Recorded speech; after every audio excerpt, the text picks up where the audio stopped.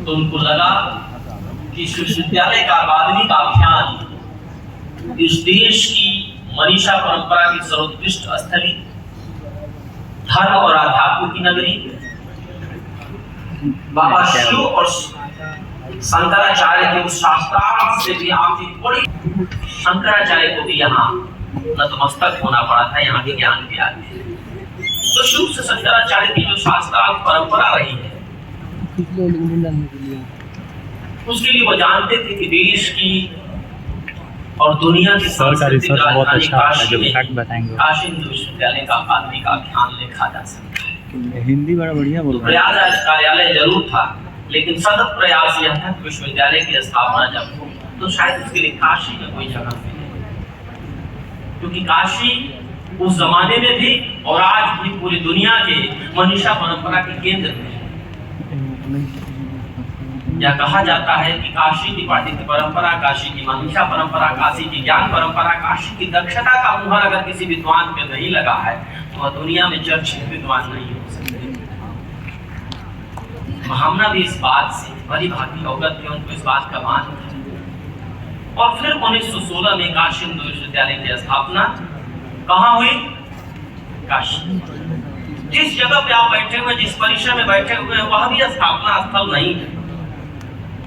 ठीक इसके बगल में आप जाएंगे तो काशी विश्वविद्यालय का एक अस्पताल है जो उसका हिस्सा है, ट्रॉमा सेंटर जिसका नाम है, वहां भी इसका स्थापना स्थल है। लेकिन जब भी गंगा का उफान तेज होता था तो बाढ़ का पानी वहां तक आता था, तो महामना को लगा कि बच्चों को इसके लिए संघर्ष करना पड़ेगा, ये दिक्कतें होंगी। तो एक ऐसी जमीन की तलाश की गई जिस जमीन पे कम से कम एक सुरक्षित भविष्य का खाका तैयार किया जा सके। धीरे धीरे वह दिन आया और 1916 में फिर काशी हिंदू विश्वविद्यालय की स्थापना। आप स्थापना के साथ इसके जो चरण हैं वो आपको टाइमलाइन पे दिख रहा था थोड़ी देर पहले कि 1918 में आपकी स्थापना हुई।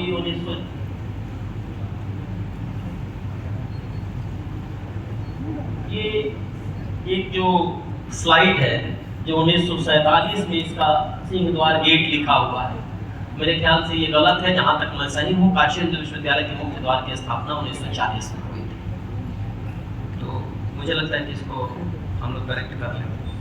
1940 में काशी हिंदू विश्वविद्यालय के मुख्य द्वार की स्थापना हुई थी और फिर 1947 में आपका देश आजाद हो रहा है।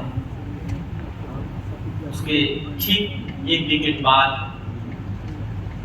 उसकी पृष्ठभूमि महामना तय कर गए थे, उसकी प्राण प्रतिष्ठा भी महामना तय कर गए थे, लेकिन मंदिर पूरी तरीके से पूर्ण हुआ जो काशी हिंदू विश्वविद्यालय के ठीक बीच में है, जिसे आप वीटी भी कहते हैं, विश्वनाथ टेम्पल भी कहते हैं। वह 1966 में जाकर पूरी तरीके से कंप्लीट हुआ बिरला के सानिध्य।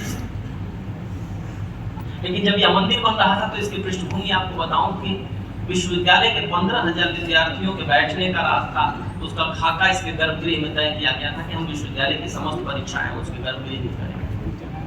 हालांकि वह संभव नहीं हो पाया महामना के जाने के बाद, उसके नक्शे में थोड़ा परिवर्तन हुआ, सारी चीजें। लेकिन जो इसका मूल खाका है, जो इसका मूल लेआउट है, उसको आपको देखना होगा। तो मालवीय भवन में गीता प्रवचन का मंच है, उसके ठीक बगल में वो रखा हुआ है। वो आप एक बार जाकर के देखेंगे तो शायद मंदिर की भव्यता और विश्वविद्यालय में मंदिर का होना और उसके छात्रों का तादाद में क्या हो, उसके बारे में मालवीय जी के विजन को आप समझ पाते हैं। 1900 थोड़ा टाइमलाइन आएंगे सर, 1966 तक इस टाइमलाइन में तो जिक्र है। उसके बाद जिस सभागार में आप बैठे हुए हैं 1976 में यह बनकर के पूर्ण हुआ। अब स्वतंत्रता भवन नाम क्यों? देश तो 1947 में आजाद हुआ था। 1975 हिंदुस्तान की तारीख में किस लिए याद किया जाता है? इमरजेंसी के लिए। जयप्रकाश के नेतृत्व में एक बड़ा आंदोलन हुआ, वो सारी परिस्थितियां हमारे सामने। तो फिर एक बार स्वतंत्रता का लोगों के अंदर भान, उसको लेकर के चर्चाएं एक अलग तरीके से तेजी से हो रही थी। जब एक प्रणाली का पारंपरिक विकास हो रहा था। तो उस समय फिर स्वतंत्रता को लेकर के फिर उसी को समर्पित किया सभागार बना, जो अभी आपातकाल के 50 वर्ष का समय है। सरदार पटेल की जन्म जयंती के 50 वर्ष का समय है। 2011 में हमने महामना पंडित मदन मोहन मालवीय का 150 वर्ष मनाया। आपको याद होगा कि ठीक एक साल पहले हमने महात्मा गांधी का भी 150 वर्ष मनाया है। यानी 150वीं जन्म जयंती का एक वर्ष चल रहा है, जिसमें उस दौरान स्वाधीनता आंदोलन और संग्राम में लड़ रहे लोगों की लगभग जो समकक्ष जीवनी है उसका हम सेलिब्रेशन कर रहे हैं। इस विश्वविद्यालय ने भी बड़े व्यापक स्तर पर मनाया था। इस बार सरदार पटेल की 150वीं जन्म जयंती को भी इस विश्वविद्यालय में भारत वैभव के नाम से मनाने के लिए संकल्पित हुआ है। तो यह भी एक बड़ा आयोजन है। जिस बात की तरफ चर्चा DSW साहब कर रहे थे कि ये विश्वविद्यालय एकल किसी आयोजन को सिर्फ एक व्यक्ति के तौर पे नहीं मनाता है, बल्कि विश्वविद्यालय का वह उत्सव होता है। हम हर आयोजन को उत्सव के रूप में मनाते हैं। तो उत्सव के रूप में पूरे एक वर्ष का था, उसके लिए भी हम लोगों ने तैयार किया।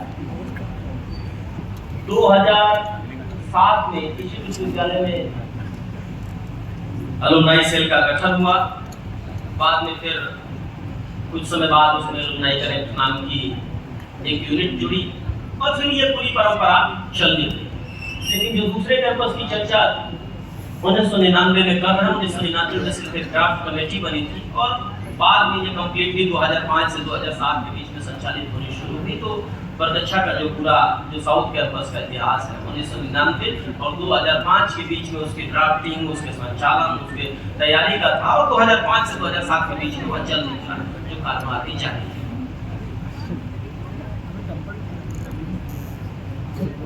आप विश्वविद्यालय की स्थापना पे अब आइए। स्थापना के दिन को याद करेंगे। मैं उसकी समृद्धि की तरफ आपको लेके इसलिए जाना चाहता हूँ कि यूनिवर्सिटी का एक्सटेंशन लेक्चर सीरीज पहली जो स्थापना व्याख्यान श्रृंखला है कौन लोग विशेष व्याख्यान महामना के अनुरत अनुरोध पे महात्मा गांधी ने दिया था। और नाम पढ़ना आप शुरू करिए उसको, जो बड़े नाम आपको लगेगा कि कौन कौन लोग, उसमें एक नाम आपको एस सिंह वटम का दिखेगा, एनी बेसेंट का दिख रहा है, सर पैट्रिक गेट्स का नाम दिख रहा है, डॉक्टर पीसी राय का नाम दिख रहा है, सीवी रमन जी दिख रहे हैं, डॉक्टर सर जेसी बोस दिख रहे हैं और रिचिच मान दिख रहे हैं। ये वो लोग हैं जिनके बगैर उस समय पूरी दुनिया में ज्ञान का कोई नक्षत्र चमक नहीं सकता, जिनके इर्द गिर्द सब कुछ बिखरा हुआ था और ज्ञान की पूरी पोटली जिनके पास थी, तमाम लोग बैठ करके उनकी जड़ों में ज्ञान अर्जित कर रहे थे। ये वो लोग, यानी विश्वविद्यालय की स्थापना का जब उत्स लिखा जाता था, विश्वविद्यालय की स्थापना की जब भूमिका तैयार हो रही थी, तो उस भूमिका में वो लोग शामिल थे जो दुनिया में ज्ञान की दृष्टि से, अपने अन्वेषणों की दृष्टि से, अपने नवाचार की दृष्टि से सबसे बड़े थे। गांधी को बताने की जरूरत नहीं है। साउथ अफ्रीका से जनमानस और सामाजिक संघर्ष की यातना का रण लड़ते लड़ते कब गांधी चंपारण में अंग्रेजों के खिलाफ इस देश की अगुवाई करने लगे और धीरे धीरे धीरे धीरे भारत के पुरुषार्थ के युग सृष्टा बन गए, ये गांधी को भी नहीं पता चला। आपको जानकर हैरानी होगी कि आज गांधी अपने जन्म के 77 वर्ष और मृत्यु के 156 वर्ष तब भी पूरी दुनिया में 250 से ज्यादा डाक टिकट अगर किसी एक व्यक्ति पे जारी हुआ है तो गांधी पे जारी हुआ है। दुनिया की सभी भाषाओं में सबसे ज्यादा अगर कुछ लिखा पढ़ा गया है तो गांधी पे लिखा पढ़ा गया है और आज भी लिखा पढ़ा जा रहा है। 44 डिग्री टेम्परेचर में जब गांधी का एक आश्रम सेवाग्राम जल रहा है और यूरोप के ठंडे मुल्क बर्फ से ठंडी की तपिश महसूस कर रहे हैं, वहां भी ग्लोबलाइजेशन के सवाल पे गांधी पे चर्चा हो रही है। तो ये सामान्य विमर्श नहीं। और गांधी प्रकाशित विश्वविद्यालय की स्थापना में गांधी विश्वविद्यालय में 4 बार आए, 3 बार इस विश्वविद्यालय में प्रबोधन किया। और आप यकीन मानिए, सविनय अवज्ञा आंदोलन 1930, असहयोग आंदोलन 1920, भारत छोड़ो आंदोलन 1942, तीनों की पृष्ठभूमि इसी विश्वविद्यालय में मालवीय जी के साथ बैठ करके उन्होंने तय की।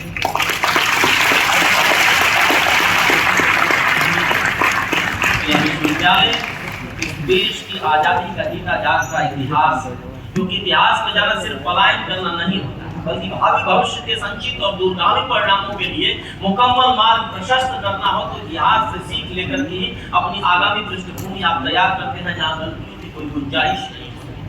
तो ये पुनर्भव और पराभव के बीच का द्वंद्व है। आप देखिए, रविंद्रनाथ का नाम इसमें से कौन कौन लोग जानते हैं? बहुत अच्छा, नोबेल laureate थे। और महामना और महात्मा, ये दो नामों के बीच का जो अंतर संबंध है मैं वो व्याख्यायित कर रहा हूँ आपसे, क्योंकि आपको थोड़ी बहुत उस समय की पृष्ठभूमि के बारे में पता चला।